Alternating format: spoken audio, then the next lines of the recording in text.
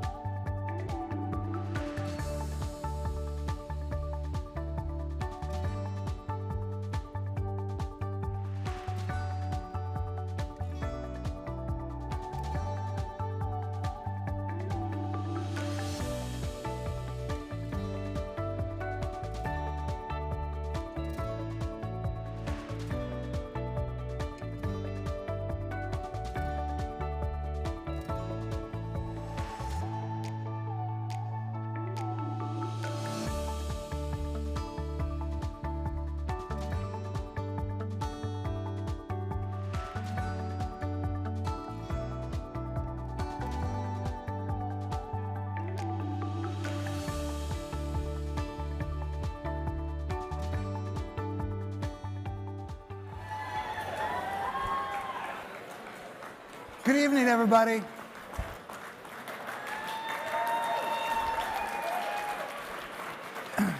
For those I have the pleasure of meeting, my name is Michael Moe. I'm with GSV.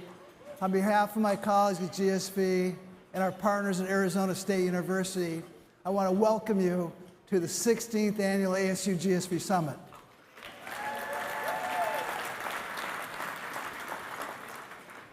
So I want to address the elephant in the room. I know you're kind of worried that you might be missing a moment like this or a moment like this. You can see the time. Wittenberg. Oh, that's a long ways. They won it. On the dunk.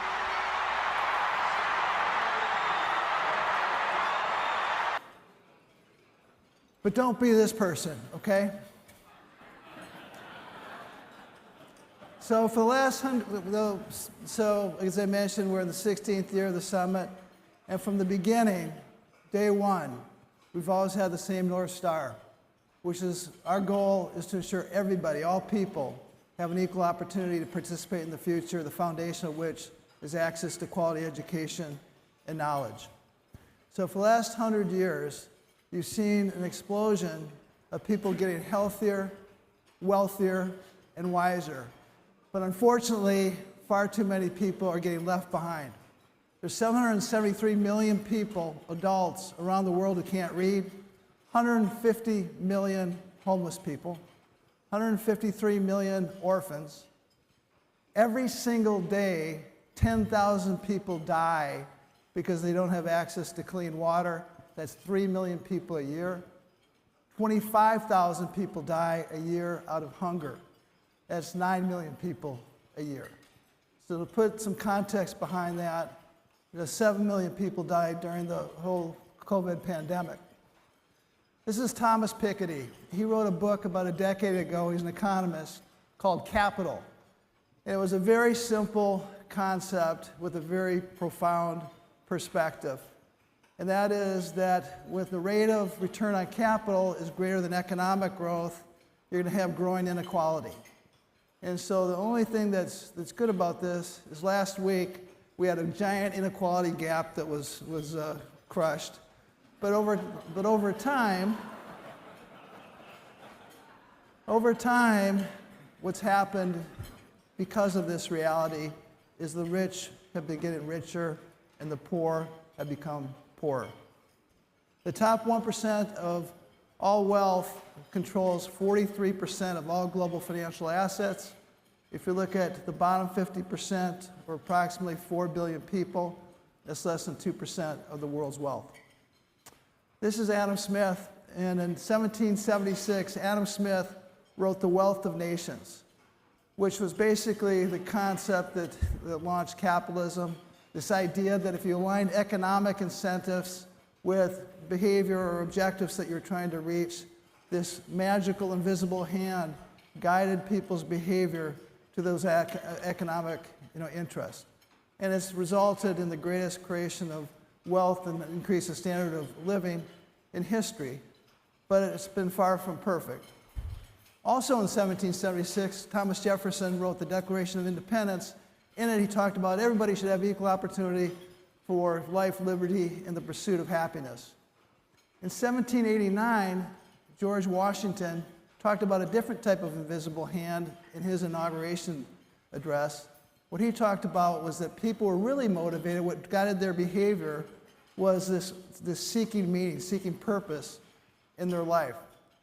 And if you look what's happened with Adam Smith and capitalism, it's under attack. 54% of Gen Z has a negative view of capitalism. 51% of Gen Z actually has a positive view of socialism. 67% of young Brits want socialism, and by the way, I think they got it. 78% of Americans hate their job. So 48% of college students said they view the killing that our guy Lugini is totally or somewhat justified in his killing of the executive Brian Thompson. So Gen Z trusts basically nothing. This is a recent poll by Gallup and the Walton family, and it goes through a number of different things, but to basically nothing. And you say, well, what's wrong with this generation? What's going on? And the truth of the matter is they're just reacting to the situation that they've basically grown up in. I mean, if you look at Gen Z, they were born around the time of 9/11, no weapons of mass destruction, a bogus war in Iraq. You had a financial crisis. You had varsity blues. You had COVID. You had all these things, and how could you trust an institution? So the reaction is just a natural to what they've experienced. So our concept, our view, is that Adam Smith's invisible hand is broken, and what we think what fixes it is to merge it with George Washington's invisible hand. We think that's what's going to create the solution to make our society go forward. So we call this values investing, combining purpose and profits. We think the great businesses of tomorrow are going to have the ambition of a for-profit and the heart of a not-for-profit. So you seek meaning through learning, purpose through work, and this beautiful merger is what we think can move our society forward in a very major way. So the American dream has been this ideal that's propelled our country forward for several centuries. And it's really this idea that it didn't matter who your family was, where you went to school, anything. What mattered was how hard you were going to work. You kept your nose clean, you worked hard, and anything was possible. In fact, my family experienced the American dream. My grandfather, Odd Mo, O-D-D, Mo, grew up in Trondheim, Norway, came to America with a third grade education. He and his 9 brothers and sisters ended up in Duluth, Minnesota. And so he worked at various jobs and so forth. Ultimately, he became president of Ham's Brewery, which is remarkable for a guy with a third grade education. But what's so interesting about my grandfather, Mo, is he basically cared about education more than anything. So he didn't care about my accolades or my things I did, for sports or anything like that. He wanted to know what was I doing in the classroom? How was I, what were my grades? And that kind of American dream has really fueled a lot of incredible stories for many people. But if you look at, what the secret to all this for a very long time is after you kind of carried your basics, education really was that foundation to opportunity. And so over the last couple of 100 years, there's been different initiatives, different things that have gone on to try to make our education system better. Brown versus Board of Education saying set up by definition wasn't equal. A Nation at Risk came out in 1984 with then Secretary of Education Terrence Bell. And in it, kind of the summation was that he said that if a foreign adversary were to impose our education system on ourselves, well, we might very well consider that an act of war. You had No Child Left Behind with George Bush. You had President Obama, Race to the Top. All these well-intended initiatives to move things ahead. Some good news and some bad news. So the good news, last year we had the highest graduation rate in high school history. 87% students graduated. That's the good news. Bad news, less than half of them were proficient in reading and math. So we're graduating people that don't have skills in math and reading. Spending per student has gone up significantly since the Nation at Risk came out as a report. And class size has fallen from 18 to 15. All positive things. But unfortunately, test scores have remained persistently mediocre and have not increased over the last 50 years.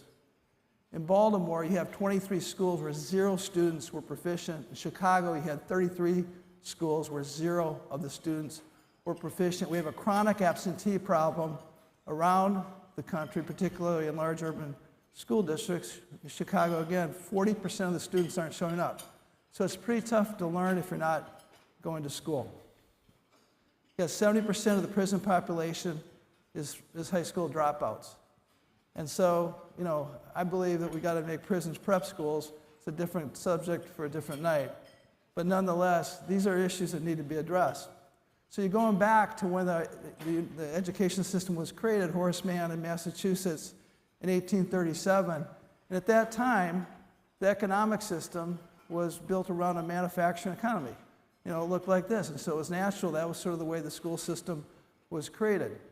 But in the last nearly 200 years, a lot of things have happened to kind of change the way the world works, including a bunch of disruptive technology, from the telephone in 1876, the automobile in 1886, the airplane in 1903, the PC in 1974, cell phone in 1983, the internet in 1993, cloud computing in 2006, the smartphone in 2007, and obviously generative AI in 2022. And so, we've got to think about what's changed and what's happened and what are the objectives. So this is a story I like to tell. This is about Grandma Smith. And she had this famous ham that she made for Easter. And part of what the magic was is she cut the end of the ham off, and it was just legendary. Everybody just kind of raved about it and couldn't believe just how good it was. But after meal one Easter, the family always got together and said, why do we, why do we cut the end of the ham off? And so finally they go to the source and talk to Grandma Smith and said, Grandma, why do we cut the end of the ham off for the Easter ham? And she goes, well, when Grandpa and I were first married, our oven was like this big, so we had to cut the end of the ham off. And the point with that story is it kept on doing that, not recognizing things had changed. Just keep on doing it because that's the way things have always been done. And we can't afford to do that anymore. And so when you look at the school system that we have, it just hasn't evolved with the time, but we've got to think about how do we change that, and not only change that, how do we change that in an accelerated fashion. So when you look at what's going on, you've got studies that show that this generation of children is going to be less educated than their parents. You got businesses that say they can't employ the students that come out of our schools. They can't read, they can't write, they can't do math. You've got politicians that are now seeing polls where people they want change, they want choice, they want things to be better. It's a priority for them. And against that, you have the entrenched status quo that says, give us more time, give us more money. And the good news is, the American people have said 250 years is long enough, we need to fix things today. And so you look what's going on with that. You have in school choice, you have about 75% of adults support school choice. In a country where we can't even agree what day of the week it is, it's pretty impressive that you have an issue that's in favor. So look at charter schools. There's now over 8,000 charter schools across America, 3.7 million students in charter schools. And the good news, and part of the reason why you're seeing the growth, is it's working. The education results are showing the kids in charter schools overall are doing better, and most importantly, for the kids with most disadvantaged students, it's working even more pronounced. So you have 3.7 million students in homeschools today. That's almost doubled over COVID. Today, there's nearly 100,000 micro schools with 1.5 million students in it. 17 states with ESAs ranging from $6,000 to $10,000. In traditional private schools, 4.7 million students, where they spend on average about $13,000 a student. And so when you add that all up and see, in 2000, about 87% of all K-12 students were in traditional public schools. Today, that number has fallen to 75%. When you look at higher education, this has been a growth market for a very long time, and it's going to continue to be a growth market for a very long time. So in 1900, 125 years ago, there was just 500,000 higher ed students around the world. This year, there's 254 million students in higher education, and by 2030, just 5 years, it's expected to be 380 million students. And that's because of the knowledge economy. What you know, your education makes a difference for an individual, for a company, for that matter, a country. Online education is growing significantly. A lot of this growth is going to come online. 30% of those students are now fully online. 55% of students have some type of portion of their education being online. So again, good news. U.S. adults with a college degree has grown to 38%, up from 24% in 2000. Bad news is college debt has exploded in that same period of time, going from $144 billion to $1.8 trillion, larger than credit card debt. Graduating from college within 4 years has also increased in impressive fashion. Nearly 50% of college students graduate now within 4 years, and that's terrific. Bad news is that 52% of the college graduates work in jobs that don't require a college degree. 27% of all college graduates don't work in jobs directly related to their field of study a decade after graduation. And just in the last year alone, you had jobs requiring a degree drop from 18% to 14%.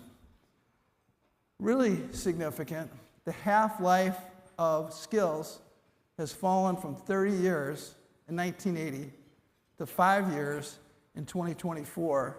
And if you're in a technical degree, 2.5 years. So you think about this, and you're basically driving off your campus with your degree, and immediately, that degree is losing value in many respects. Coding at the speed of thought, what's magical with the technology replacing the technologist is anybody can basically create a company, anybody can code. So this is a company called Lovable that basically, in seconds, you can have your own website and your own full stack engineer. This is going to be unbelievable for innovation. So the #1 coding language in the world today isn't Python, it isn't Java, it's English. I've been talking about the 7 C's for a long time, and while I'd love to move on, what this really is foundational, it's timeless, because when you look at how technology is changing things so fast, the world's changing so fast, it's really these foundational skills which people need to master, and these aren't going to be replaced. So what are the 7 C's? Critical thinking, creativity, communication, by the way, the number one required thing that employers are looking for, cultural fluency, civic engagement, collaboration, and character.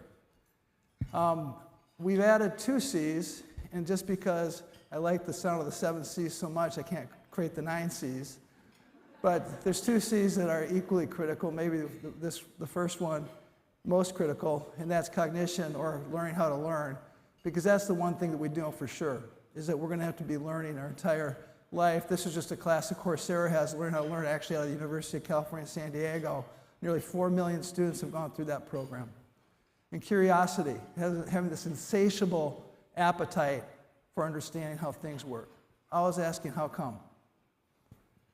So going back to the higher education story, get back to just thinking about where we're at and how to reimagine where we need to get. Today, 60% of all students are non-traditional. In other words, a traditional student is an 18 to 22-year-old that went to college right out of high school and doesn't work. So today, you have more than half of them that are not traditional students, but universities are set up for 18 to 22-year-olds.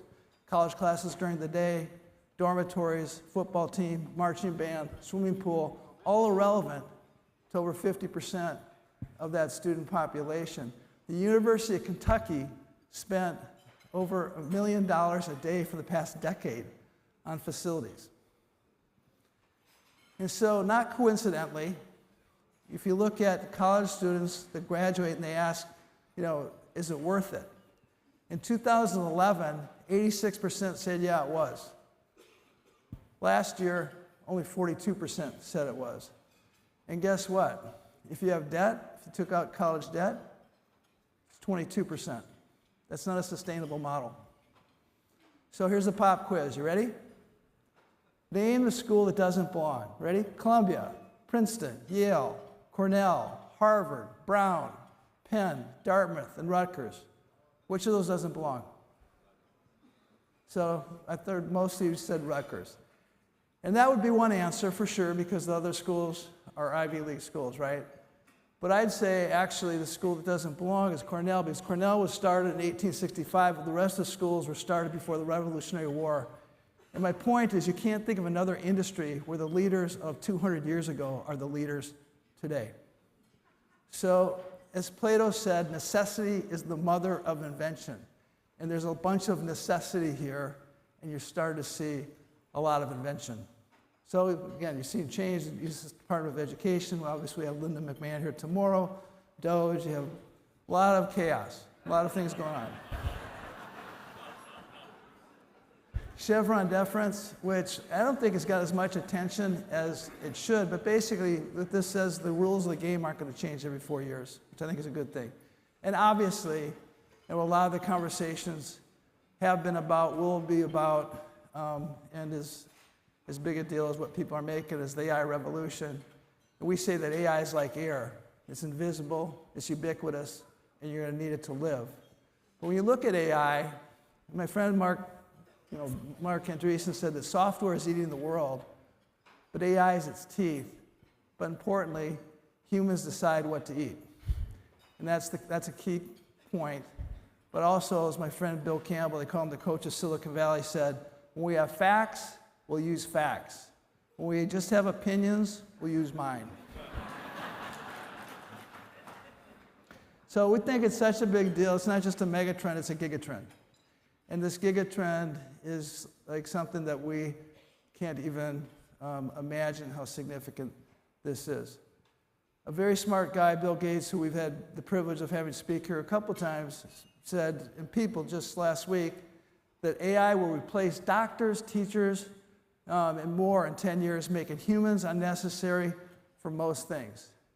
And that's a very interesting concept. And again, and he's a very smart person. We have a different point of view. But I think the one thing that's also important to note is that really smart people have made predictions over a long time that haven't turned out to be so perfect. So Thomas Jefferson, the really smart guy of his time, said that basically agriculture is our wisest pursuit, and because it contributed most to real wealth, good morals and happiness, blah, blah, blah. At the time, 98% of jobs in America were farmers. And so today it's 2%. So that wasn't really good career advice. The New York Times in December 8th, 1903 said, "Man won't fly for 1,000,000 years." 9 days later, Orville and Wilbur Wright flew the first airplane. And Paul Krugman, the Nobel laureate and columnist for the New York Times, said in 1998, by 2005 or so, it'll become clear the internet's impact on the economy has been no greater than fax machines. And yes, he's still a columnist for the New York Times. So Ayrton Senna, the famous Formula One racer, said, you cannot overtake 15 cars in sunny weather, but you can when it's raining. And clearly, that's the kind of environment that we're in today. We're in the environment, the people that are ambitious, the people that don't get paralyzed, the people that look to the future and connect dots, have an opportunity like we've never seen before. So now it gets us to learning at the speed of light. What is this about? How fast is the speed of light anyway? It's really fast. It's 671 million miles per hour is the speed of light. Try to imagine what that means. So the context, that means it would take 12 minutes from light to get from Earth to Mars. It takes 9 months for a rocket to go from Earth to Mars. So it's really fast. If you look at the fastest animal, a cheetah goes 75 miles per hour. A falcon, when it's hunting prey, goes 200 miles per hour. Elephants are 20 times stronger than humans. You don't want to be in a room alone with a tiger. It won't work out very well. But despite all that, because they're these faster, stronger, tougher, humans are still the king of the jungle. Why? Because humans are the smartest animal. The smartest animal besides humans is a chimpanzee with an IQ of 25. And so that kind of reality has led us through technology to continue to advance and have opportunities. So whether it's weapon technology or manufacturing technology or transportation technology, airplanes, planes, trains, and automobiles, making the world smaller, that has all advanced humankind in a way that has the kind of results that we've been able to achieve. But now we've got information technology, which is a whole new animal, which effectively the computer brain is doubling every couple of years. And that concept was first articulated by Gordon Moore, who 60 years ago, believe it or not, 60 years ago, predicted that computing power was going to double every couple of years. And what's so interesting about what ultimately got known as Moore's Law is that Moore's Law wasn't a physical law or a scientific law. It's basically Gordon Moore imposing his will upon an industry and not only transforming technology, but transforming the world as we know it. And the fact that this came to be has basically changed the game. As we've seen, this is a chart I've used many times, but it's a very instructive chart, and that is that human capabilities are on this linear curve, and technology through Moore's Law is on an exponential curve. And so where we're at is the technology is replacing technologists, and that, again, can be a really bad news if we can't figure out some ways to combat that or align with that. So I'm going to, real quickly, to understand just how significant this is, I don't know how many of you know about the Rule of 72, but it's a very simple, fast way to think about the magic of compound interest. What this basically says, if you divide an interest rate into 72, it tells you how long it takes for that principal amount that you're talking about to double. So in other words, at a 6% interest rate, 6 into 72 is 12. It would take $1, 12 years to double at a 6% interest rate. If you had a 9% interest rate, you divide 9 into 72, that's 8. So $1 would be $2 in 8 years. Got it? So an example, what does that mean? What would this look like in the real world? Well, in 1626, Peter Minuit bought Manhattan Island from the Native Americans for $24. And so to determine whether or not that's a good deal or bad deal, though, and again, it depends on your perspective. But let's just say from the Native Americans' perspective, if they took that $24 and they invested it in a fixed income vehicle, which over time has returned about a 5% on average through history, that 5% over the 399 years, the 400 years, turns into $7 billion. That's a lot of money.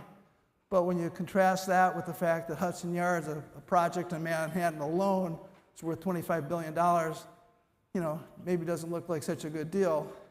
But if they could invest at 10%, What do you think that would be? So invest at 10% in 399 years, would that be, is it 7 billion, so it would be 14 billion? No, because of compounding, what it would be is $786 quadrillion, which is an amount that's unimaginable, but that's what the math says. And that is the magic of compound interest. That's why Einstein said that compound interest is the eighth wonder of the world. But that's what's going on in this exponential growth in computing today. So if Moore's law were just to last for another 10 years, which many people say it will, that means the computing power is going to go up 32x by 2035. In 20 years, it'll be up over 1,000 times. So how can we learn faster? How can we catch up with technology? Well, a number of people have done things over time to try to do this. President Kennedy famously took an Evelyn Woods speed reading course and had his cabinet do it as well. And he was able to take up his reading to 1,000 words per minute, which is about 4 times more than average. But even that is linear, right? That's not exponential, that's linear. And so this concept of where we're at is how do we change the curve? How do we go from a linear capability, linear knowledge standpoint to an exponential learning? So here's just an example of kind of the challenge we have. It looks something like this.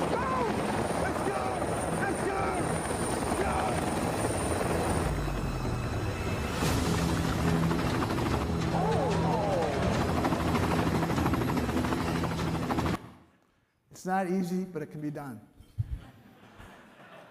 So in 1996, I wrote a white paper called The Dawn of the Age of Knowledge, and it predicted the emergence of the knowledge economy, how the internet was going to change everything, and how education was going to be at the center of the knowledge economy. And then in 2015, wrote another white paper called The 2020 Vision, in it talking about what the world would look like in 2020, talked about how AI was going to create this incredible personalized learning opportunity, knowledge economy, current knowledge as a currency, other concepts that have played out. But as we look ahead, how we do this is we think about these mega trends that are coming ashore and creating these changes and these opportunities. And so some of these mega trends that we're looking at and apply it against the learning market, and how do we be able to learn at the speed of light? We've got longevity, we've got demographics, we've got West killing itself, Far East vanishing act, South Asia surging, Africa rising. Africa, by the way, had 8 of the 10 fastest country growth in the world last year. 41% of their 1.1 billion people is under the age of 15. Isolation, gamification. We got 3.3 billion people around the world playing games for about an hour and a half a day. Infobesity. So we're overwhelmed with all the information. But what AI can do is basically be Ozempic for the brain. AI natives, which are basically the students that are in school today. AI immigrants, basically the teachers that are teaching these students today. Creating agency, blockchain, agentic AI, cheaper, faster, better is a megatrend. Convergence, entrepreneurship, exponential experts, mobile. The global Silicon Valley, which our firm is named after, which is this idea that the mindset of innovation and entrepreneurship that's made Silicon Valley so special is spreading throughout the world, which is incredible. So as we try to think about where the future is, we look at these mega trends, we connect these dots, and we project where we think the themes and opportunities will be created. We couple that with this kind of going back to the question, what is the purpose of education anyway? Is it to cut off the end of the ham? Or is what are we trying to accomplish? And real simple definition, to acquire knowledge and skills that can be applied toward living a productive life.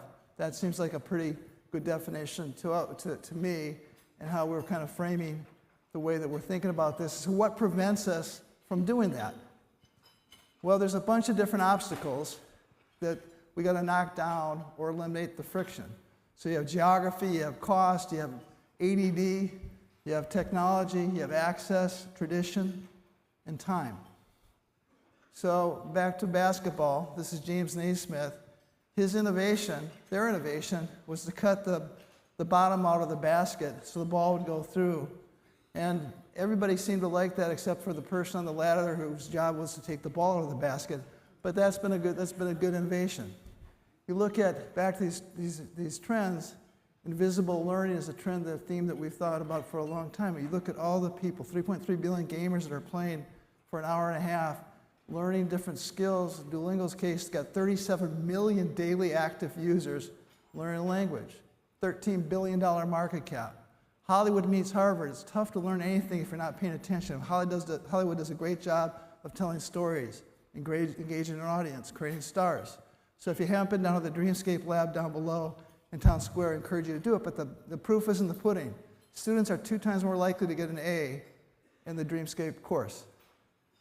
This is the most famous teacher in the world, Mark Rober. He has 66 million followers on YouTube. Here's just an example of one of his short videos. Have you ever played this jelly bean guessing game only to guess hundreds or even thousands off the actual answer? Well, here's a way you could guess an almost perfect number every single time. The trick with these is you kind of draw a line, or at least like an imaginary line, across the width, right? And then what you're gonna do is just count how many jelly beans intersect that line. So in this case, for me, I'm counting 1, 2, 3, 4, 5, 6, 7, 8, 9, 10, 11. And then once you've done it on one side, you can do it again on a second side. 1, 2, 3, 4, 5, 6, 7, 8, 9, 10, 11, 12. I actually got one more, so it is good to kind of get that average. And then finally, go all the way up the top, count that. In this case for me, 1, 2, 3, 4, 5, 6, 7, 8, 9, 10, 11, 12, 13, 14, 15, 16, 17. So now I would take out my trusty calculator and I would multiply 11 times 12 times 17, which is 2,244, which I am told is pretty close to the right answer. 240 million people have watched that. So thinking about what the world's greatest university is, it's already in your pocket. You have access to ChatGPT for research, YouTube for a video library, Spotify for your playlist, Reddit to create a community, TED for expertise. Knowledge is a currency against this analogy that you're requiring. It used to be you exchange the sheepskin for an opportunity. And historically, or today, it costs you $250,000, $400,000 for that degree. And all of a sudden, through AI and being able to show the competency as opposed to necessarily this artifact of historical traditional value, changes the game. So it's about competency trumps credentials. Experiential learning. I just saw an article last week about these kids in India that weren't going to school, but they had this street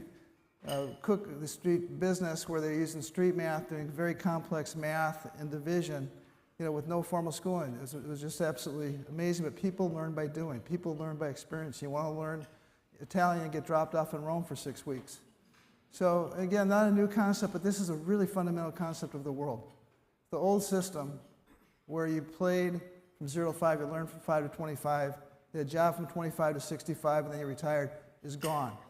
So the new system, you're going to learn from the time you're born to the time you retire. If you ever retire, this pre-K to gray continuum is fundamental, but you're going to be acquiring knowledge in different ways than historically we did. And you look at the higher ed AI stack, which again is being streamlined and being created as we speak. You have all these distinct segments all combining and colliding together. They're going to be cheaper, faster, and better way for being recruiting students, being able to have information on students, being able to place students. All this is part of the system of the future. I call it putting the community back in college, because what the opportunity is for the college universities, incredible opportunity in this lifelong learning world of really being the center of activity of connecting learners and employers and community services and government, all merging together to create ongoing opportunity in an efficient way. From tuition to subscription, the Netflix model. Again, this idea that you're paying for transactional costs as opposed to this ongoing learning cost. So the beauty about AI is it eliminates friction, and that's time. And so what AI does is it manufactures time. So we heard in the video before about this magical time dividend. This is a big deal. So one of the ways that this time dividend is going to manifest itself, we call it multiplication by division.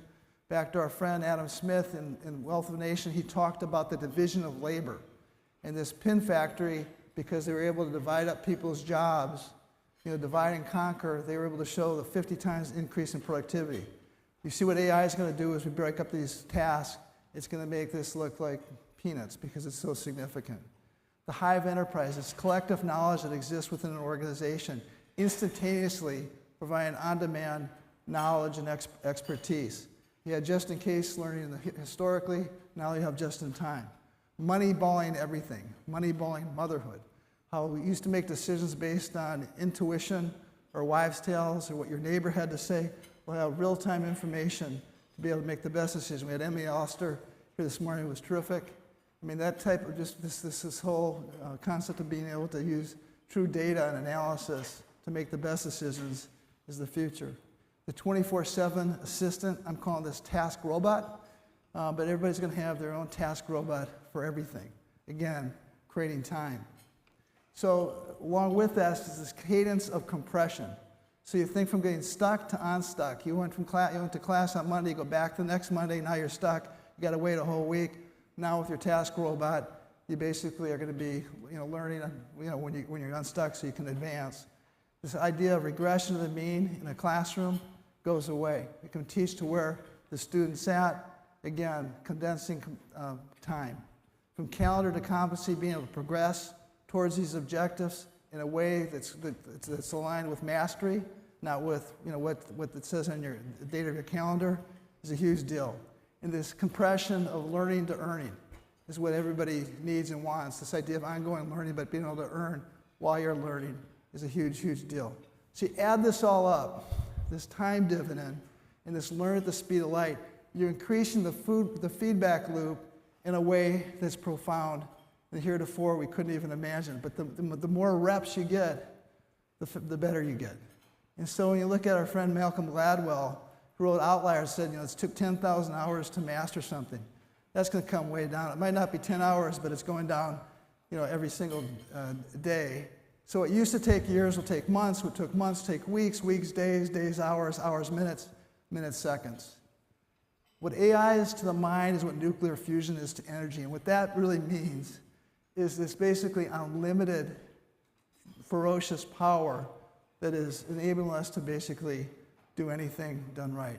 This collision between physical and digital worlds, man and machine is not man versus machine, it's man and machine, learning and earning, wisdom and data, all colliding together. It's creating this amazing future for all of us. So the last 20 years was all about making man more like a machine. The next 20 years is making machines more like man. So machines have chips, humans have hearts. The secret sauce is combining smarts and hearts, IQ and EQ, with this time dividend and knowledge proliferation. That's this innovation explosion that I think is wildly exciting. Then you combine that with the magic behind it all is hearts. The magic behind why people in this room and why education matters so much and how we're going to change the world for good is the commandment to love your neighbors yourself. Because if we love other kids, we love our own kids. We take advantage of these amazing technologies in front of us. I know it's very, very anxious times, but it is the most exciting times of our lifetime. You look over the next 10, 20, 30 years, what can be accomplished together by loving people, by using this amazing technology, and reimagining, thinking differently. The future is very, very bright. So with that, thank you very, very much. I'm glad. Thank you for being here. Let's go get them.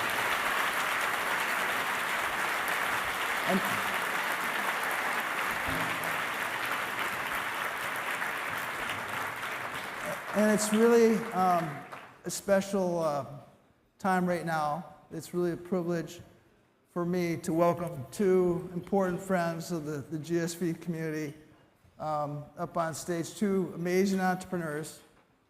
We've got Paul Freedman and Rachel Romer, both who are wildly accomplished and have been long-time important people of the community.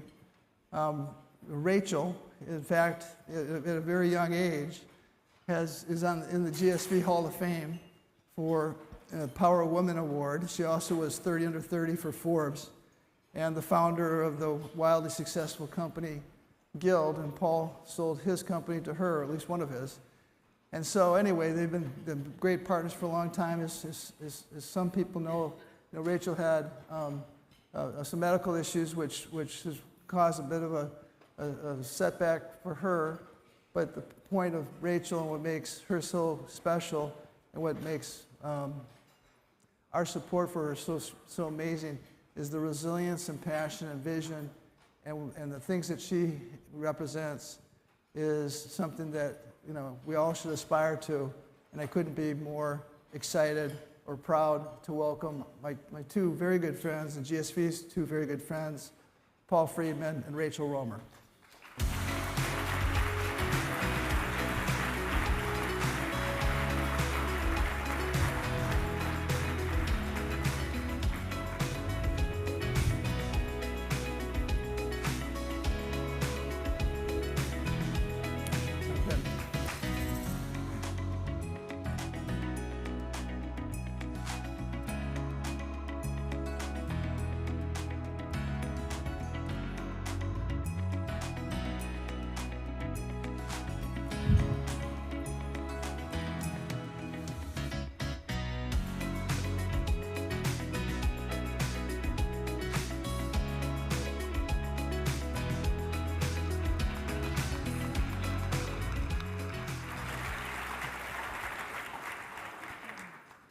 Thanks, everybody.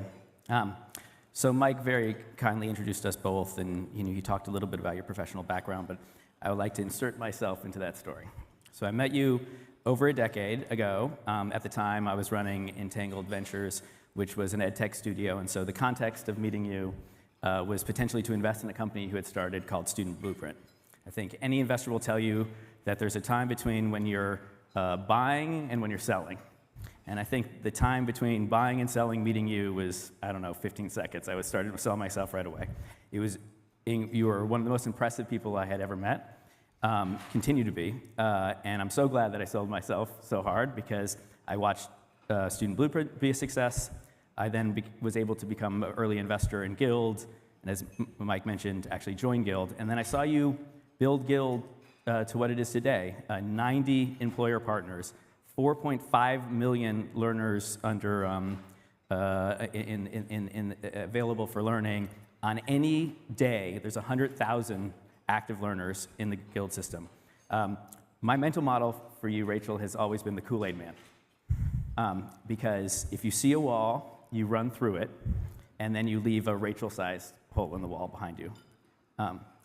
But on August 17th, 2023, you suffered a stroke that altered the trajectory of your life. Can you bring us back to that moment? Can you tell us exactly what happened? And can you talk about your life today and the effects of the stroke? Sure. So that night I was sitting on my patio talking to our HR business partner when I felt like I'd bit my tongue, and I started to feel like I was slurring. And I then fell to my patio and tried to get up and realized my body wasn't working the way I was used to, and that's when the paralysis has started to set in. I then started trying to make a plan for what to do, realizing that my body wouldn't move. And I knew that my aunt and my neighbor often walked by my house each morning, so I started kind of like praying that they would walk by the house and staring up at my girl's bedroom window and hoping I would make it through the night, which I did.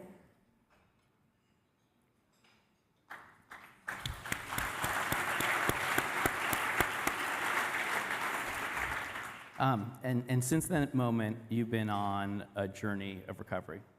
And before that journey, you spent a career in learning. You have an MA from Stanford, in addition to MBA, but you have an MA from Stanford. You started Guild, which is educating hundreds of thousands, millions of people around the world. Can you tell us about what the stroke and the recovery has taught you about learning at a fundamental level? The entire thing has been a learning journey, starting really with learning how to swallow again, which started with a great nurse named Monica, who one day came in my room and said, okay, you're not going to be able to start doing more intensive therapy like learning how to walk until we get the feeding tube out of you. And that starts with starting to swallow your own medicines. And so she came every morning with me and would teach me how to swallow pills with applesauce, which I recommend for your kids too. And after practicing for a couple weeks with her, I was able to take the feeding tube out, and then I was able to start learning how to walk, first with a walker and now with my cane. And today I'm really working on learning how to use my right arm again, which I haven't been able to use since the stroke.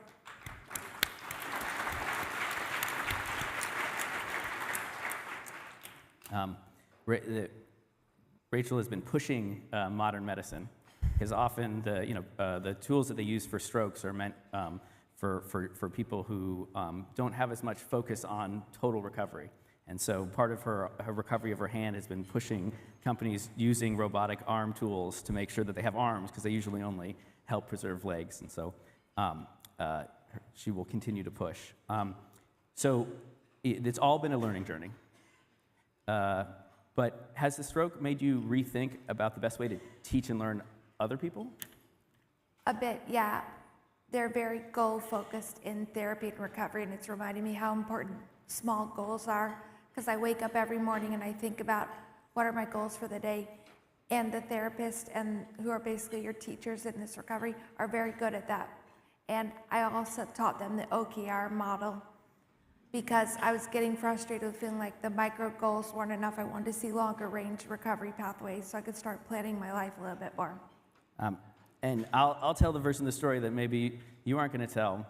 You also befriended the head of the hospital, and so any of the doctors who weren't comfortable with giving you OKRs got a call from their boss's boss saying they had to do it. Yeah, that's Rachel, everybody.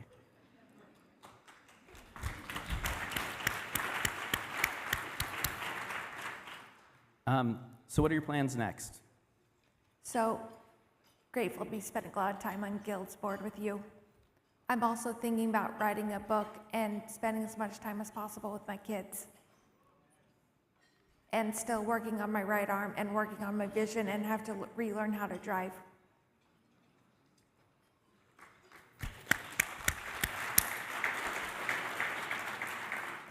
One thing that people should know about you is that you are a voracious reader, I think. You used to read 4 books a day. You would always do a what I'm reading for Guilders on the anniversary, on holidays. You just love to read. What books are you reading today? As I've been retraining my eyes how to converge, I've been going back and rereading a lot of favorites, including one that you recommended to me, like Man's Search for Meaning, Atlas of the Heart, Untethered Soul, and a lot of poetry like Maya Angelou and Cowboys Are My Weakness.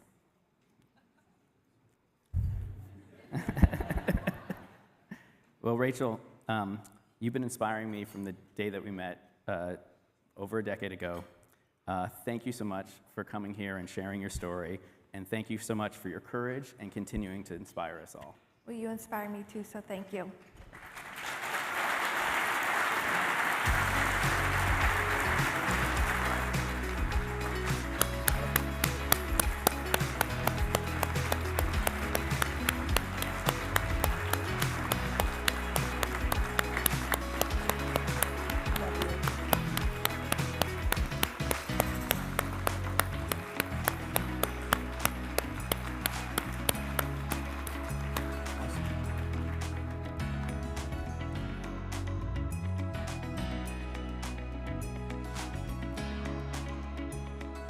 Wow. Good evening, everyone. I said good evening, everyone. That's much better. In case you missed it, although it's kind of hard to miss, when you go up the escalator stairs at the very top, just on this hallway, there is a gorgeous display of the pictures of the leaders and innovators of color that ASU+GSV has celebrated in years past. Tonight is the 11th year that tribute continues. That's right. Give it up for ASU+GSV. To help us celebrate our 2025 Innovators of Color honorees, please welcome Carlos Moreno, Co-Executive Director of... Okay, we got some love for Carlos Moreno. Give it up. I was backstage and I said, with a name like that, I know one of your parents has to be Latino or Latina. Turns out, he's from the República Dominicana. ¡Hueva!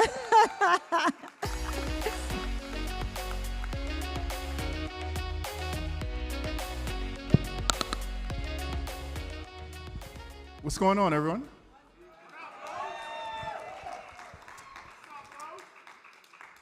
As it was shared, my name is Carlos Moreno, and I have the honor of serving as the Co-Executive Director of Big Picture Learning, and I am a proud recipient of the 2020 Innovator of Color Award here at this conference.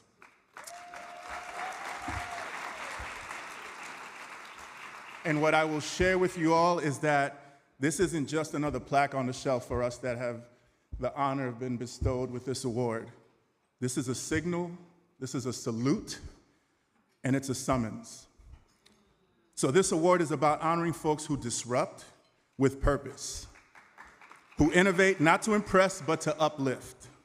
People who build, teach, lead, and love in ways that shake the ground and move the work and the culture forward.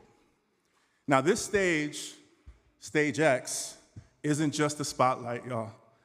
It's a cipher. I'm gonna say it again, it's a cipher. It's a gathering, a space where we acknowledge the genius of people, the visionaries whose work ensures that innovation doesn't come at the expense of equity. So to receive this award is to be a part of a lineage, y'all. It says, you didn't just show up, you showed out. You created lanes where there were none. You held the door open when others wanted to shut it. And you did it all while bringing your full self, your culture, your brilliance, and your story with you. So tonight, we celebrate that spirit, we celebrate that fire, the legacy of excellence that innovators of color continue to bless this world with. And to help us go even deeper into the meaning and momentum behind this award, please welcome someone who has been a true champion and longtime supporter of this recognition, Kate Nihill, EdTech practice leader at Russell Reynolds and Associates.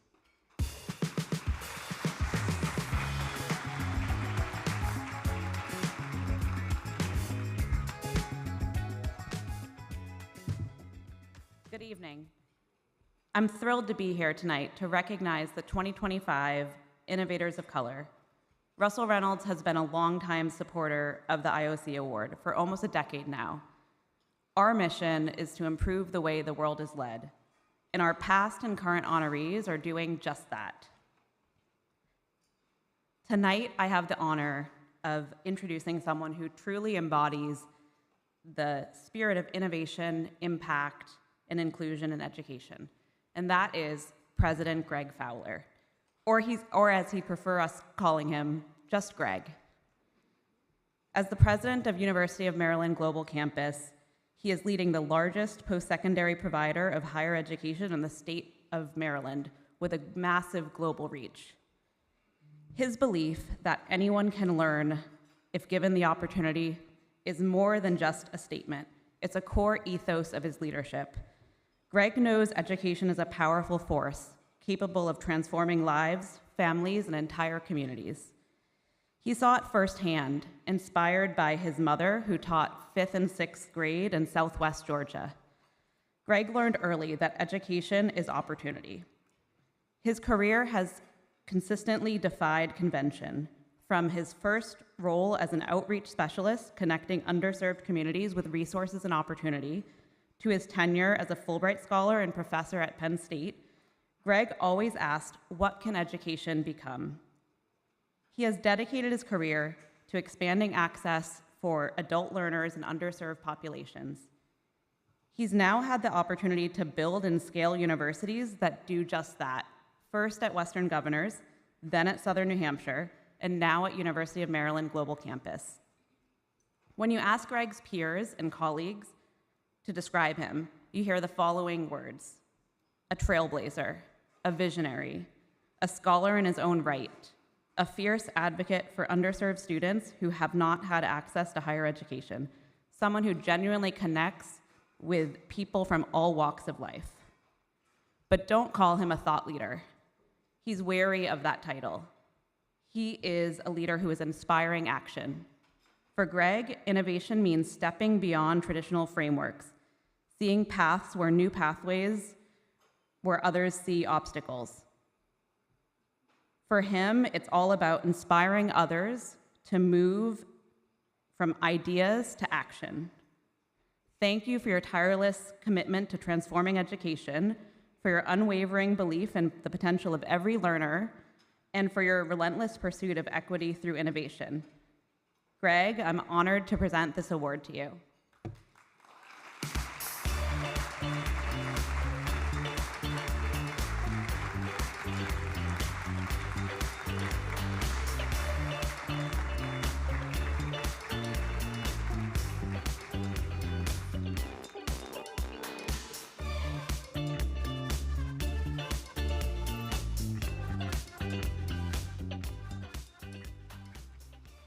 Thank you, Kate.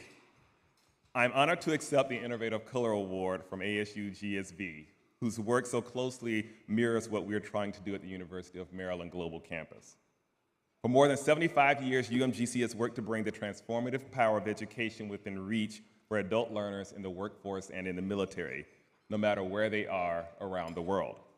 So this award is very, very deeply meaningful to me and a testament to the collective efforts of our community. Since I joined UMGC in January of 2021, we focused on transforming the university to increase our efficiency, effectiveness, and our reach. Together, we are leveraging innovation, technology, data science, and AI to remove obstacles, provide proactive support, and structure learning experiences around the evolving skill sets demanded by the modern workforce.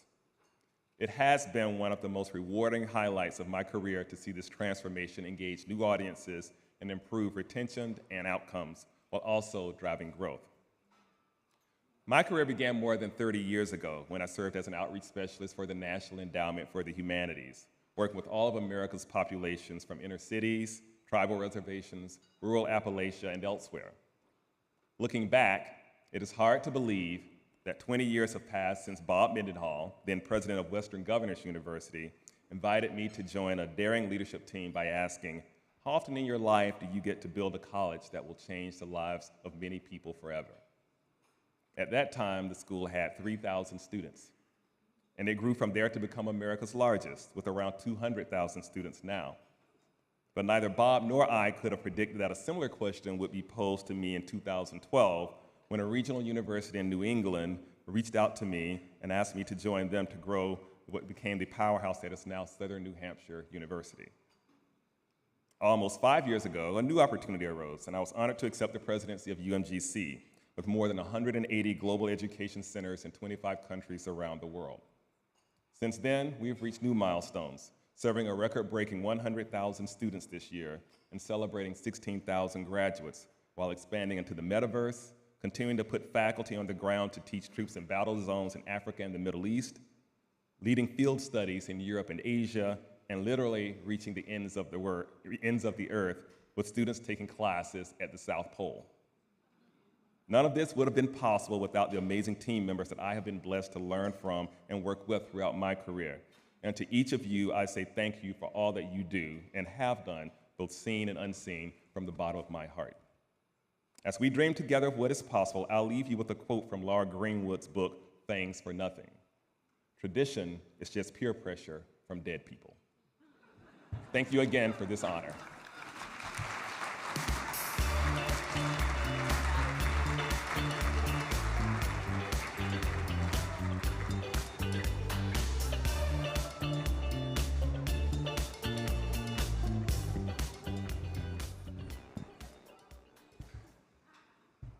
I'm back. Everyone, it is my absolute honor and joy to introduce a colleague in this beautiful struggle for educational justice and a great inspiration, one Dr. Nancy B. Gutiérrez. From the east side of San Jose to the stages of Harvard and now here at the ASU+GSV Summit, Nancy has moved with deep purpose and fierce love for people. Her leadership journey began fittingly just a few blocks from where she grew up. Not in some faraway district, but right in her own comunidad, leading the same middle school her mamá once attended. Eso sí que es orgullo. Nancy is the president and lead executive officer of the Leadership Academy, an organization that has transformed leadership across 41 states and over 430 school systems. And under her guidance, thousands of educators have been equipped to create just, sustainable, and culturally grounded change. But if you ask Nancy what she's most proud of, and she'll say it plainly, darle de regreso a la comunidad que me crió, giving back to the home that raised her. That commitment is more than a value, it's her North Star. And that's what makes her leadership so real, so grounded, and so special. Nancy is also an accomplished author. Her first book, Stay and Prevail, Students of Color Don't Need to Leave Their Communities to Succeed, is a true love letter to young people, those who carry the soul of their neighborhoods in their chest. And her second, and just published this year, Coaching Education Leaders, offers an innovative, culturally responsive approach to leadership coaching that is already shifting how systems develop their talent. And y'all, let's be clear that Nancy's brilliance doesn't stop at the classroom, boardroom, or the bookshelf. She's a proud mama to two beautiful babies, just 7 months and 2.5 years old, and balancing leadership and motherhood with grace, con fuerza, and a whole lot of humor. And if you follow her on Instagram, you know exactly what I'm referring to. She's proudly a three-time Leadership Journey speaker, a Pajaro Fellow, and serves on national boards, including the Hunt Institute, Bright Beam, and proudly as the board chair for Education Leaders of Color, una verdadera jefa in every sense. But for those of us who know her, and I'd say really know her, this recognition tonight isn't about titles or accolades. Not for Nancy. It's about honoring a woman who walks with dignidad, with dignity, who leads with alma, and who lifts as she climbs. So Nancy, hermana, you stay and prevail in every room you walk into, and tonight, as you receive this award, know that you do not walk alone. You carry with you your family, your mentors, your community, tu comunidad, and all of us who have been blessed to learn from your brilliance and light. Felicidades, doctora.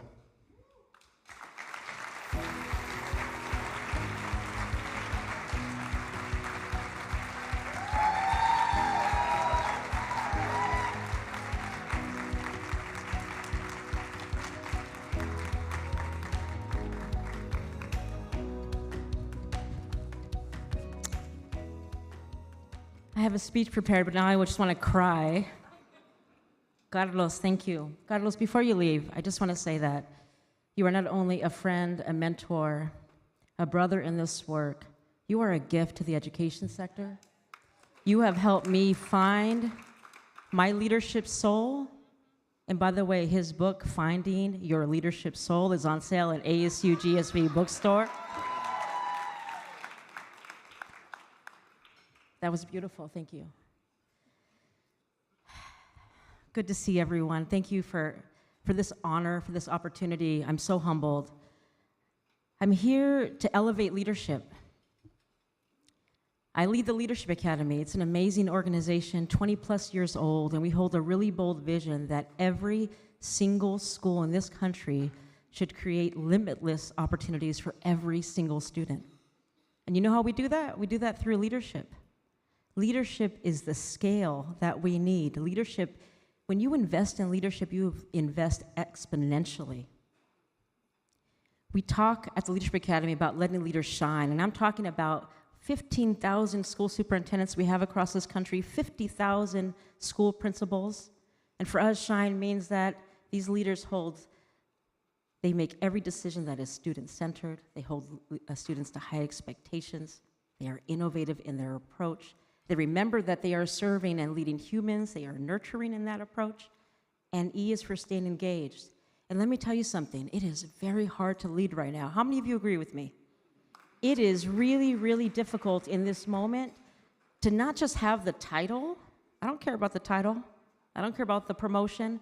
But to step in and own your leadership in this moment is really hard. I ask all of you to join us in investing in leaders because our leaders need it. Let me remind you of something here, that leadership, it's not a zero-sum game. If someone wins, doesn't mean you lose. We can all win.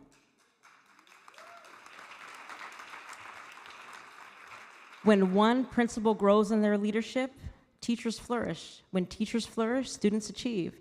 When one student learns to read, it opens up limitless possibilities for literacy for every single student at that school. It creates a cascade effect.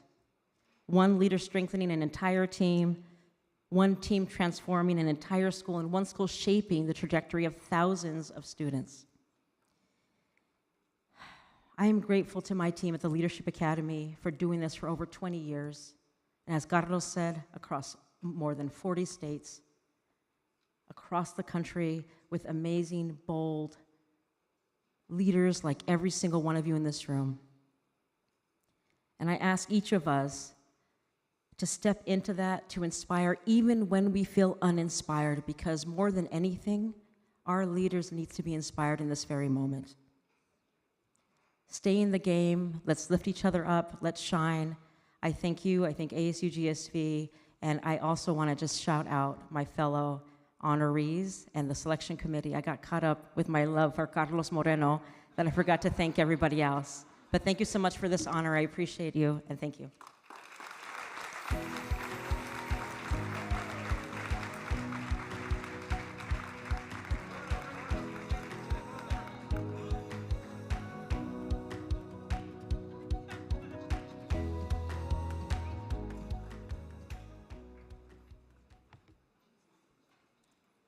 Congratulations, Nancy, and congratulations to President Fowler as well. Thank you both for all that you are doing to empower learners, educators, and their communities. I'm Esther Benjamin, and I'm CEO and Executive Director of World Education Services. We are a 50-year-old social enterprise dedicated to helping people learn, work, and thrive in new places. WES is committed to advancing equity and inclusion, and we are proud to be a supporter of the Innovator of Color Awards. I now have the privilege of recognizing Dr. Taniya Mishra. Taniya is unfortunately unable to attend tonight's event, but we'd like to take a few minutes to celebrate her remarkable accomplishments. Taniya is the founder and CEO of SureStart, a New York City-based AI education startup that offers mentoring-centered AI learning programs for middle school and high school age students. SureStart's AI programs widen participation in the AI ecosystem by equipping students from a wide range of backgrounds with AI skills, as well as leadership and innovation competencies. Taniya has established herself as a world-class expert with over 15 years in the field, including technical and leadership roles at AT&T Research, Effectiva, and Interactions. Taniya is also deeply committed to sustainable mentorship. She was 20 years old when she got her first computer, and she was 29 years old when she completed her PhD. Taniya credits her then mentor, Professor Ann Smith, for supporting her growth and changing her trajectory forever. Today, Taniya's organization is improving the lives and trajectories of thousands of young people. She's also encouraging everyone to step up and step into their own power as mentors. Person to person, connection to connection, Taniya's driving change that will impact generations to come. Thank you, Taniya, and congratulations. Let's give her a round of applause, please.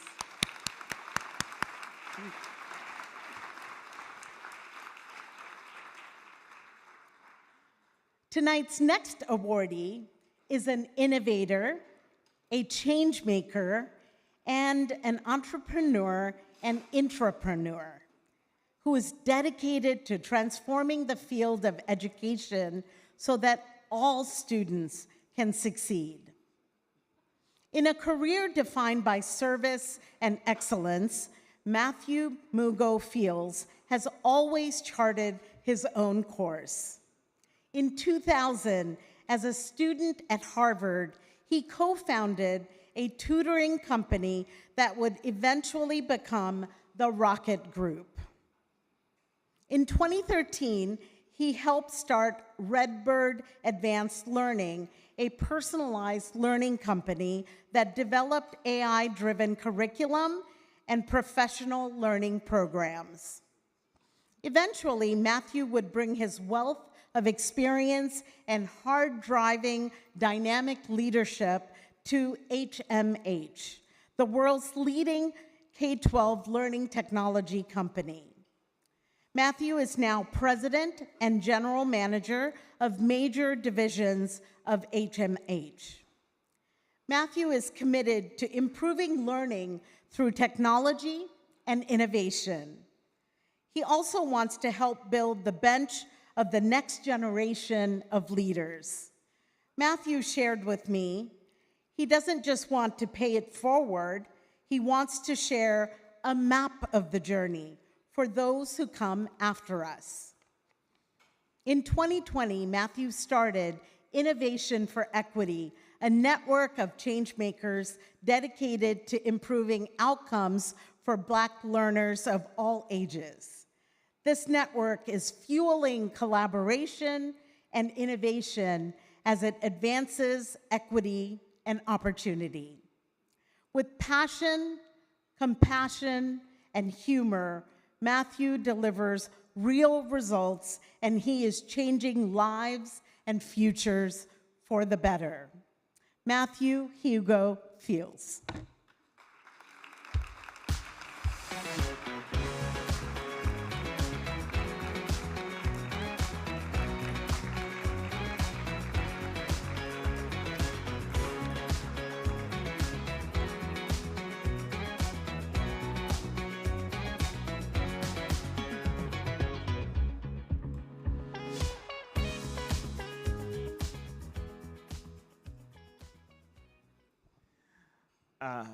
Hey everyone, how you doing? I've been debating whether or not I should do a Kanye at the Grammys thing right now, because honestly, I feel like this award is a little late. No, I'm joking. I'm totally joking, but not really. No, in all seriousness, thank you to the committee. Thank you for whoever nominated me for this. I really appreciate it. Appreciate ASU+GSV. This is a strange time to be receiving an Innovator of Color award, let's be honest. I think I am someone who fancies myself. I don't wake up thinking of myself as an innovator of color. I think of myself as someone who's seeking to help solve problems in our sector. But then I look around at the fellow awardees and nominees for this award, and I am humbled to be among you. And I really do appreciate it. I want to accept this award on behalf of the many folks who I've collaborated with and who have joined me on my professional journey. Especially want to give a shout out to business partners, to folks at collaborators at HMH. Any HMHers here? And Heinemann. I want to shout you guys out for all the good work that we have done together. I also want to just single out a couple of people who have really helped me on my journey. I am an immigrant kid from Barbados who was in Title I, who was underlooked and had an educator step in my life, Mrs. O'Gorman, my 7th grade reading teacher. I can't talk about her enough because she changed the trajectory of my life and insisted that I get the support that I needed to go to college. She then collaborated with 2 other educators, and they set me on a path where I would be able to get access to college preparatory services. They not only did that, but they started a campaign in my community back home in the suburbs of Philadelphia to send me to college, and then challenged me to do for other kids what they had done for me. That is my story, that is my personal story, and that is what led to my professional journey.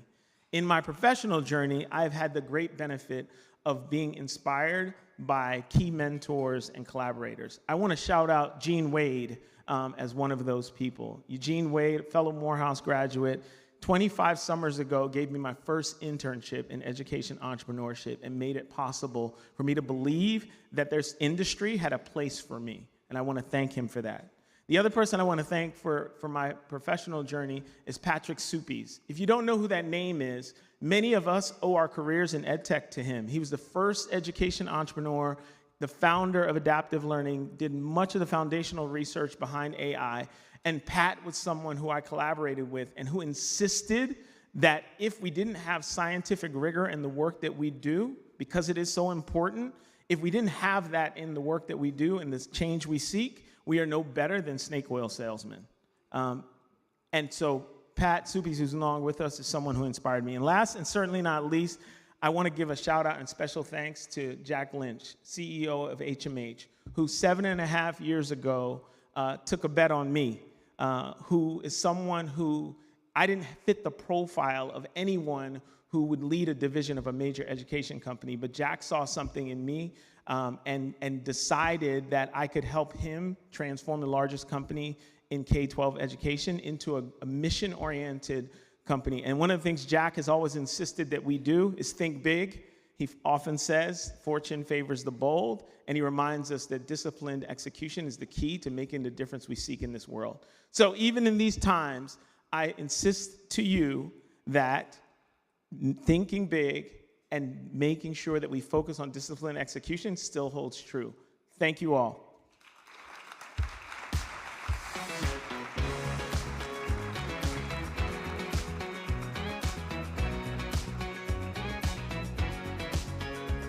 I don't know about you, but when I was listening to the honorees deliver their speeches, all I thought was, we truly stand on the shoulders of giants. Let's give them another round of applause. It was awesome.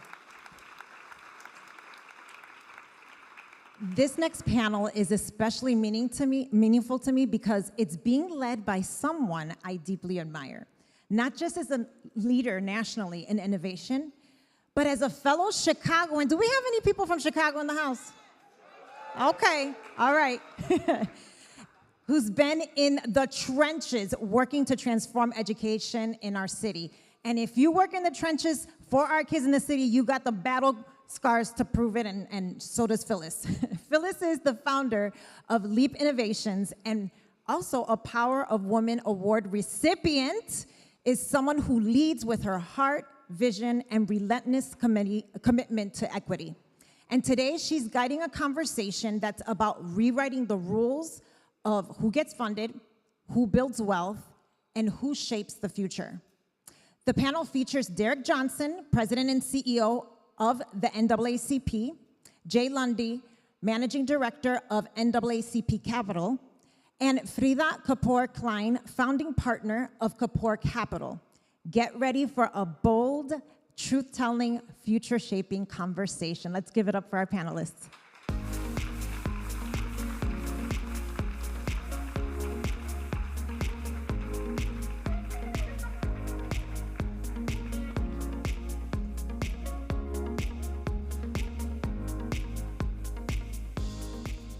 All right, home stretch.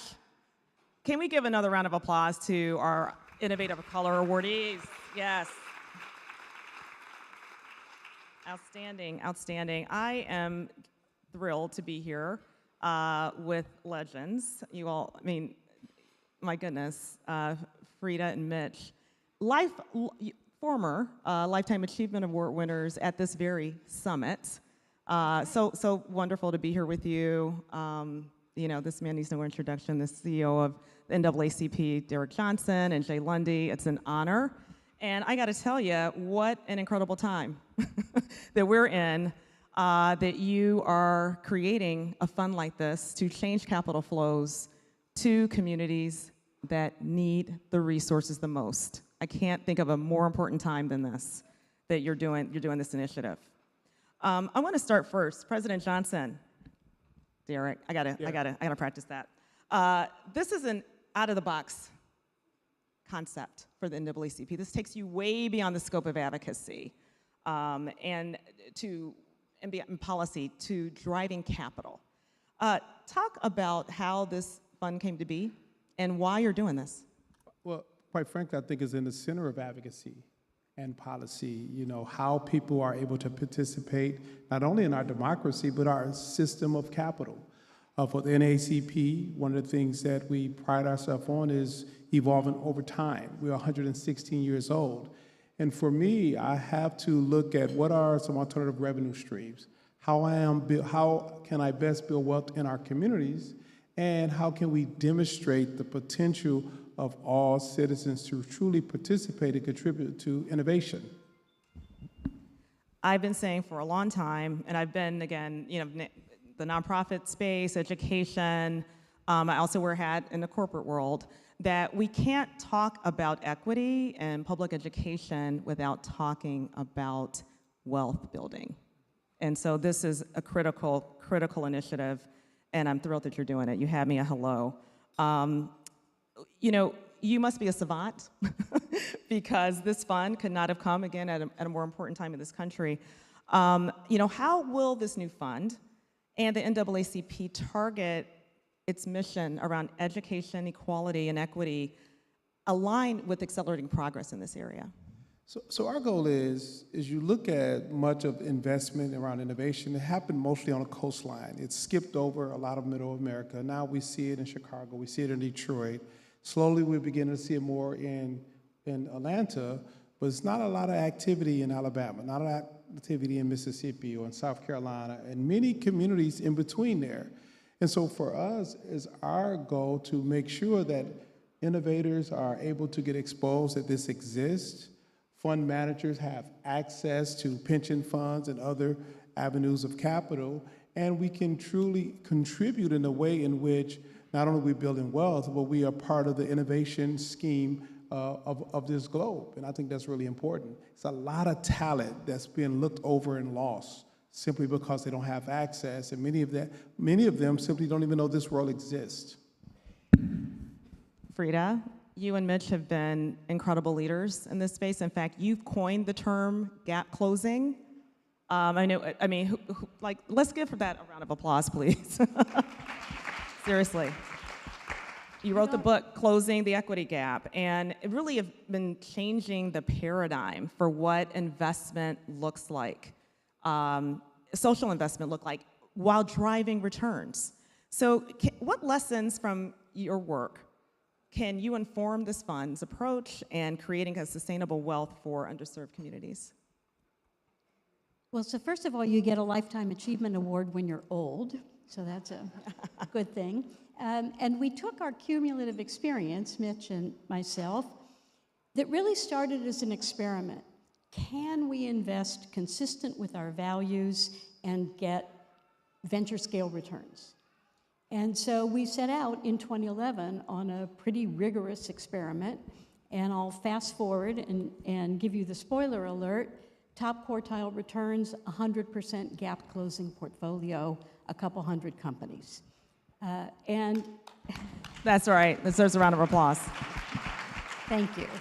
And by gap closing, we mean that the core business has to close gaps of access, opportunity, or outcome for low-income communities and/or communities of color. We care about the impact. We care about uplifting communities, and while that correlates a lot with the demographics of the founder, that is not a requirement. I'm quoting you because I love this the statement you've said in public, but also in the book, that impact and diversity do not result in financial concessions, but financial gain. You have proven that we can achieve both. So thank you. Thank you so much for your leadership. Jay, let's get you in this conversation.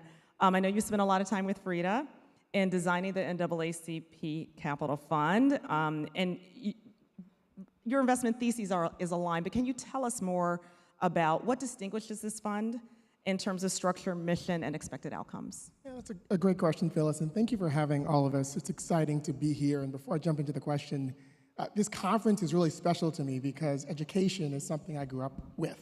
It was a huge factor in my life. It was a huge factor in even, when Michael was talking about the innovations and what education really is.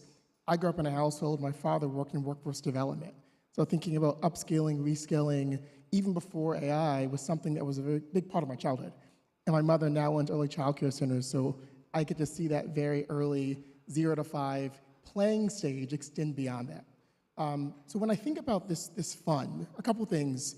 Our strategy is a fund to fund. So we will invest in other venture capital funds as well as startups directly.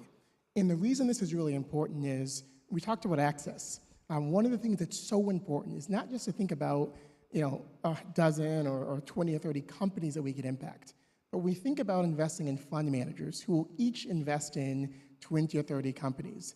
there's a multiplying effect. Think about that compound interest point earlier. We can affect 500 companies.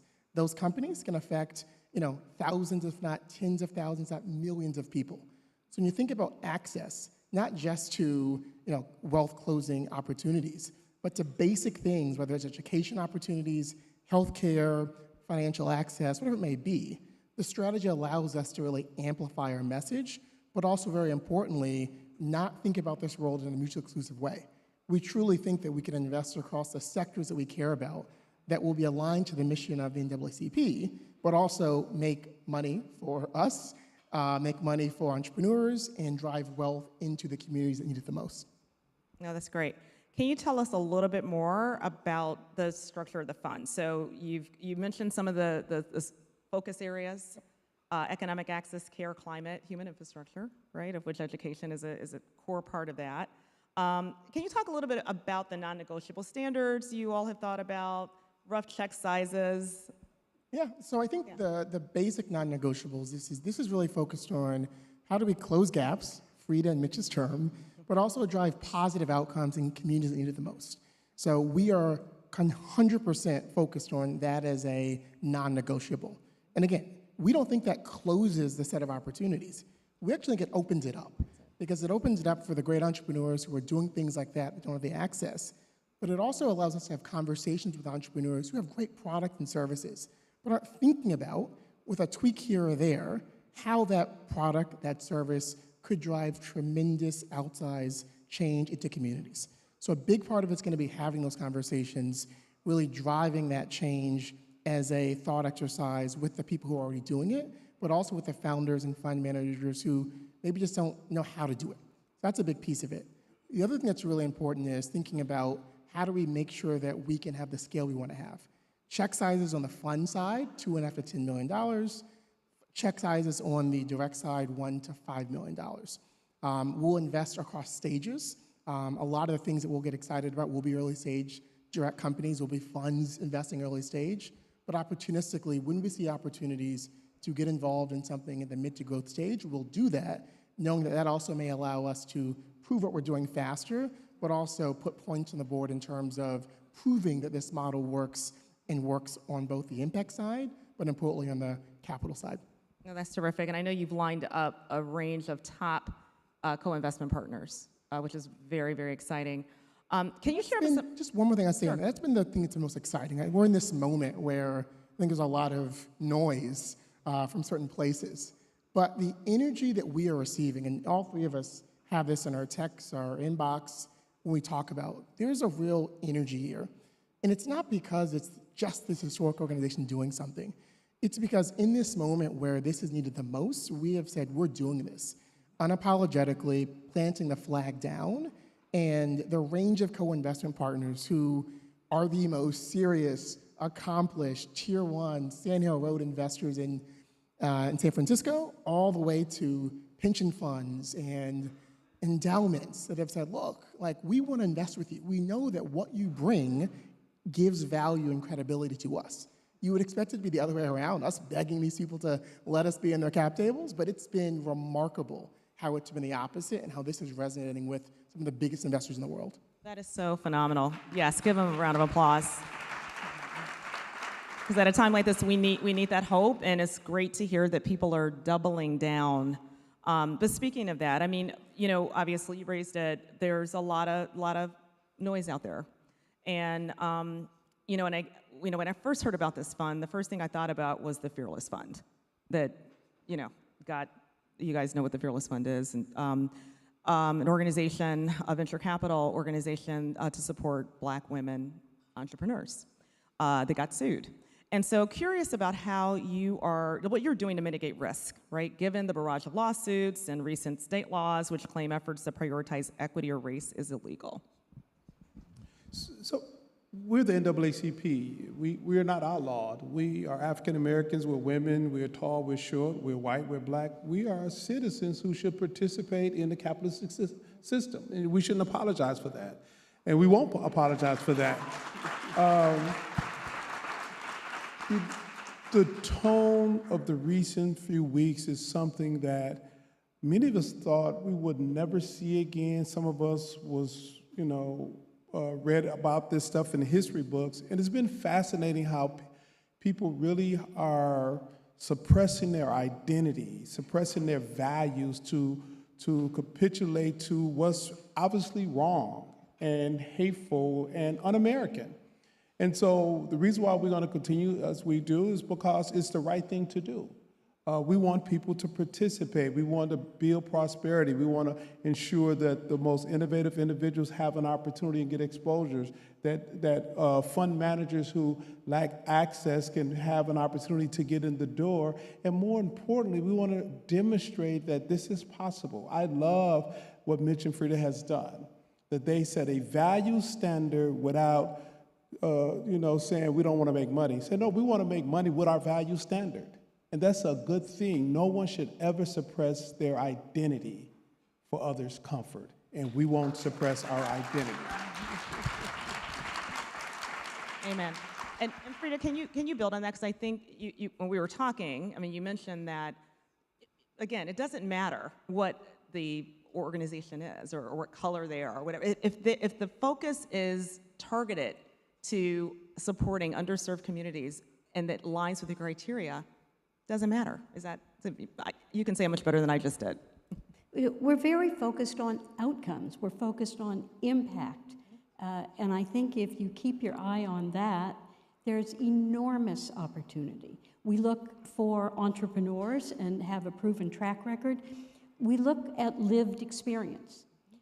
What did they encounter in their lives? What problem did they face? What solution did they come up with? That's what gives an entrepreneur the passion to get through all the rough times. We look at distance traveled, not degrees. Michael told us about the decreasing value of higher education. What we see is where did you start in life and how far did you get on your own steam?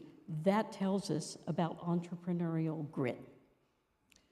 So what's an example of a company that would be a slam dunk for this fund? I'm glad you asked. I have 4. Awesome. All 4 of these companies I'm going to tell you lightning speed are raising right now, and therefore aimed at this audience. So Adept ID, Boston-based, next generation talent using state-of-the-art AI. They have gotten millions of jobs. Who's been successful in those jobs? So they can tell you something like, if you've been a successful Dunkin' Donuts cashier, you can be a successful pharmacy technician. Mind-blowing, but they can prove it over and over again. Lumi story, Colin Kaepernick is here. Turning kids into creators, creating their own stories, their own scripts, putting themselves at the center of being creators, being the next generation. Paloma, many of you know Alejandro, and taking his years of experience from Springboard and turning that into a for-profit startup to have parents become teaching partners to Title I schools. Yeti Confetti from Lurvana Labs, accelerating huge impact for early childhood learners, especially for migrant communities, English language learners across 3 continents. They're all raising right now. They all have huge opportunity. They are all inherently gap closing. That's so great to hear. We love Paloma. One of our school networks in Chicago piloted it, and it's really terrific. So that's so great. For the EdTech entrepreneurs and companies in the audience, how can they participate and access these funds? How can they get on your list? How can they be one of the 4 on that list? Well, I think Frida can answer for all the funds that she's involved in, but for us, and what we've talked a lot about is, one of the things that is really important is, one, that access point, but an openness point. So one thing that's really critical is a lot of the entrepreneurs that we will get excited about are entrepreneurs that we talked about knowledge of the space, might not know what some of the bigger venture capital players are, might not even know from a capital standpoint that their idea fits into a venture model. So for us, it's having a wider lens in the onset, saying let's not just look at the decks that come into us. Let's go to the places where typically venture firms don't go. Let's find those entrepreneurs, but also let's give them access to the tools and resources they need. It might be a no for now, but how can we make sure that they learn, have those resources, so it can be a yes for either us later or someone else for later? So short answer to that is we will be open. We think a lot about just how, from a very technical standpoint, how we build our CRM. We spend a lot of time talking about process, and it's not because I'm an ex-consultant, it's because it's really critical to make sure that we can, with some type of consistency, field and be open to the things that most other firms won't be open to. So if you're in the room today, you can find me later tonight, tomorrow, Wednesday. But if you're not there, if you're on the live stream somewhere else, please find us. We want to hear from you. We want to understand what you're doing and how you're doing it to make the world a better place. That's fantastic, because as you know, access to capital, well, it's hard anyway in this environment, but in particular for the kind of entrepreneurs that are seeking that support. So that's really great. You all look for Jay. I'll post his I'll post your number later. I'm teasing. So we're sitting here, right, on this stage, and 5 years from now,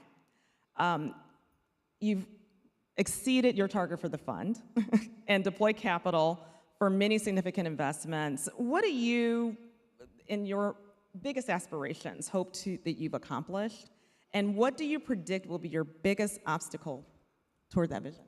Yeah, so I think there's a set of standard things we want to see. So, successfully raising the fund, successfully deploying the fund, a part of the portfolio returning capital and DPI to our investors. But there's a set of outcome measurements. We spend a lot of time talking about what are the things we're going to track, not just in an individual company or fund perspective, but holistically. And the comp I use is, think about a puzzle. And a puzzle has all these pieces. And we're going to invest across different sectors, different strategies, and collectively, that puzzle has to be complete. And why it needs to be complete is that has to affect all of the areas of someone's life, day to day. So we're here for education. That means you need to have access to a higher quality education. We don't want to stop there. What does that mean? That means that eventually you can have access to more wealth. Maybe it's home ownership. Maybe that means that because you've got more capital, you can take better care of yourself, your health outcomes go better, hypertension goes down. That means that you're able to buy an electric vehicle and do a positive contribution to sustainability. So there's a set of outcomes that we want to see, that if you connect a strategy like ours that is both trying to have scalable, sustainable solutions with true mission-based opportunities, we think we can not just generate returns, but have a set of specific things. We can say, in these 5 years, in these 10 years, we decreased this particular health issue that was prevalent in Black communities, maternal health, hypertension, by 15%. We increased the proficiency in 8th grade math within young people of color by 17%. Like that level of specificity, we think we can achieve. And we're in the process of thinking about what those outcomes are going to be, and that also will be impacted by the companies or the funds we invest in. But collectively, we will look back and point to specific things that we did, as well as a very strong top financial performance. That's great. I love it. Frida, do you have any more to add? Well, I hope that what we can also say in a few years is that we got endowments, be it university or foundation endowments, to jump on board and to invest consistent with their mission. That I really want to disrupt this whole idea that the kind of gap closing or impact investing is concessionary. There's enough data, it isn't. I also think we've got this 95-5 problem, which is the endowment puts its money, 95% of it, it makes money however it can make money. It exacerbates poverty, it exacerbates climate change, it exacerbates racism, and then we're going to take 5% and we're going to fight all those things. It makes no sense. And our chief investment officers do, thank you, our chief investment officers do not talk to our program people. it's inefficient. It needs to be disrupted. Absolutely. Amen to that. President Johnson, your vision 5 years from now with this fund? Success. I was listening to Frida, she's like, innovation is disruptive, and so we want this fund to be disruptive innovation, so that the norm that people have grown accustomed to that's not research-based can be disrupted. Say, wait a minute, there's a better way to do that. We can do good and do well. And doing well is doing well by planet, by people, for our future. And I think that's going to be really important. The thing that fears me the most is technology unchecked. The thing that I'm most promising to me is technology checked so it can support people. And that's the fork of the road. And so success for us to show that we can do it this way, people can still get return on investment, and our society can be a healthier society. Amen to that. So this is a call to action to everyone in this room. If you're an investor, please find Jay or Frida.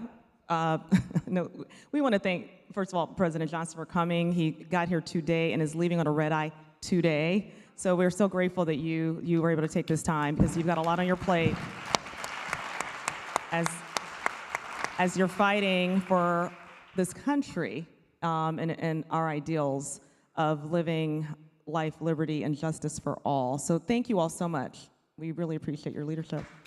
Thank you. Thank you.